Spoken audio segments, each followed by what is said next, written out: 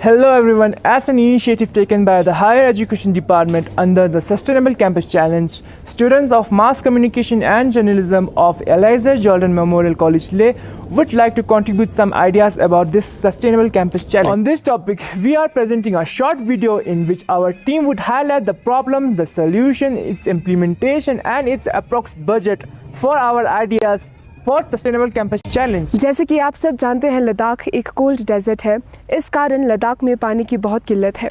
क्या आप जानते हैं, हमारे कॉलेज कैंपस में लगभग 100 पेड़ पौधे लगे हुए हैं, उसमें से आधे पेड़ सूख चुके हैं। इसी समस्या का समाधान करने के लिए हमने कुछ कदम उठाए हैं। जैसे कि आप देख सकते हैं, यहाँ पर एक वाटर टैंक बन रहा है और इसके ड्रेनेज सिस्टम के लिए एक सेफ्टी टैंक बन चुका है। तो हमारा आइडिया ये है कि इस ड्रिंकिंग वाटर से इस्तेमाल किए हुए पानी को सेफ्टी टैंक में ना डालकर इस खुले मैदान में फ्री फ्लो करवा के और नए 50 पेड़ पौधों को उगा सकते हैं और उन्हें मेंटेनेंस की भी ज़रूरत नहीं पड़ेगी। इस तरह से हम इस डेवलपमेंट को सस्टेनेबल डेवलपमेंट में कन्वर्ट कर सकते हैं। इसी वाटर मैनेजमेंट टॉपिक के अंदर हमारा दूसरा आइडिया ये है कि हमारे कॉलेज कैंपस में 50 नलके लगे हुए हैं, जिनमें से 1 या 2 नलकों पर ही एरिएटर लगा हुआ है और आप देख सकते हैं कॉलेज की कैंटीन में भी एरिएटर नहीं लगा हुआ है। क्या आप जानते हैं एरिएटर क्या होता है? एरिएटर एक ऐसा डिवाइस है जो नलके के नीचे लगाने से 90% पानी को हम बचा सकते हैं और इससे पानी का प्रेशर भी कम नहीं होता है। ऐसे छोटे छोटे इनिशिएटिव से हम अपने कॉलेज कैंपस में हज़ारों पानी बर्बाद होने से बचा सकते हैं। जैसे कि आप सब जानते हैं कि प्लास्टिक वेस्ट एक बहुत बड़ा प्रॉब्लम है, जिसके बारे में सब बात तो करते हैं, लेकिन इसका अभी तक प्रॉपर सलूशन नहीं निकला है। हमारे कॉलेज कैंपस में प्लास्टिक वेस्ट ऐसे ही पड़े रहते हैं, जिसके वजह से हमारा कैंपस बहुत गंदा हो गया है और हमारे पास एक प्रॉपर गार्बेज डिस्पोज करने का सिस्टम अभी तक नहीं है। जितना भी गार्बेज कॉलेज में निकलता है उसको इस पिट में बर्न किया जाता है, जो इन्वायरमेंट फ्रेंडली नहीं है और साथ ही बहुत पोल्यूशन होता है। गर्मियों में बच्चे अपना बचा हुआ खाना भी इस पिट में डाल देते हैं, जिससे न केवल दुर्गंध आती है बल्कि बहुत कुत्तों को आकर्षित करता है। और ये प्लास्टिक कभी कभार जानवर भी कंज्यूम कर देता है, जिसके वजह से उनके लिए जानलेवा होता है और साथ ही अंडरग्राउंड वाटर के एब्जॉर्प्शन रेट को भी कम कर देता है। प्लास्टिक बॉटल से 2.5 मिलियन कार्बन डाइऑक्साइड निकलता है, जो एनवायरनमेंट के लिए थ्रेट है ही, और बहुत बार प्लास्टिक को पानी में डंप कर देने से 1.1 मिलियन मरीन क्रिएचर्स को भी नुकसान पहुंचता है। जब कोई प्रॉब्लम होती है तो उसका एक पॉसिबल सलूशन भी ज़रूर होता है। हमारे कॉलेज कैंपस के इस गार्बेज इशू के लिए जो मैं सलूशन सजेस्ट कर रही हूँ वो ना सिर्फ चीप है बल्कि एप्लीकेबल है। मैं बात कर रही हूँ इको ब्रिक्स की। इको ब्रिक्स इस्तेमाल किए हुए बोतलें हैं जिसमें प्लास्टिक वेस्ट भरे होते हैं।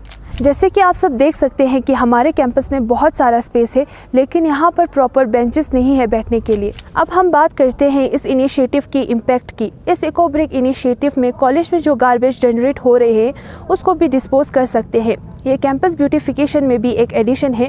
प्लास्टिक से जो एनवायरनमेंट और हेल्थ हैजार्ड हो रहे हैं उसको भी एक बड़े लेवल तक कंट्रोल किया जा सकता है। सो हम इन वेस्ट को, जो एक यूजलेस आइटम है, उसको भी इस स्मॉल इनिशिएटिव से यूज़फुल बना सकते हैं, जो ना सिर्फ चीप है बल्कि इन्वायरमेंट फ्रेंडली है।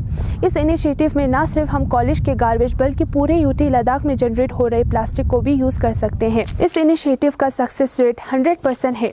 सो जैसे कि आप देख सकते हैं कि यहाँ पर बहुत सारा कचरा पड़ा है, तो इस कचरे से हम इको ब्रिक बना सकते हैं। एक बोतल में 90% गार्बेज लगता है और इसको जोड़ने के लिए थोड़ा सा मड और सीमेंट का यूज़ किया जाता है। इस इनिशिएटिव में स्टूडेंट के साथ साथ वॉलंटियर्स और सिविल सोसाइटीज़ भी कंट्रीब्यूट कर सकते हैं। इको ब्रिक्स बनाने के लिए हमें सीमेंट, मड, प्लास्टिक वेस्ट और प्लास्टिक बॉटल्स और लेबर चार्जेस की ज़रूरत होगी।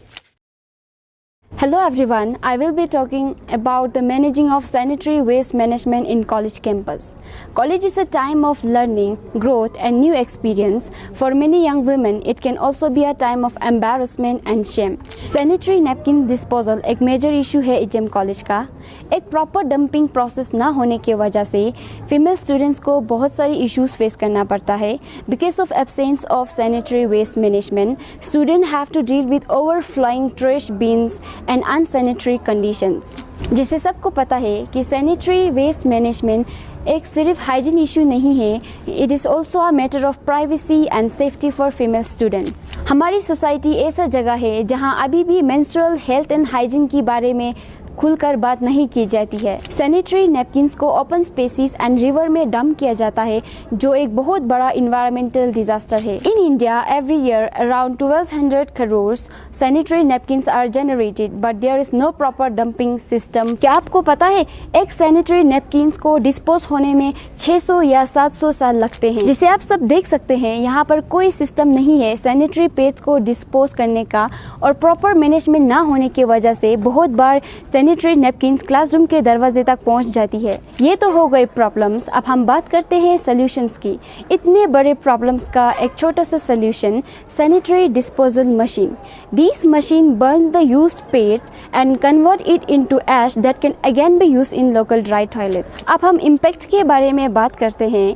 The advantages of using this machine would help in reducing environmental pollution, hygiene issues, and it will also keep our college campus clean। जहां हम sustainable campus और sustainable futures के बारे में बात कर रहे हैं, using a sanitary disposal machine can make an individual contribution to society in making it more sustainable and clean।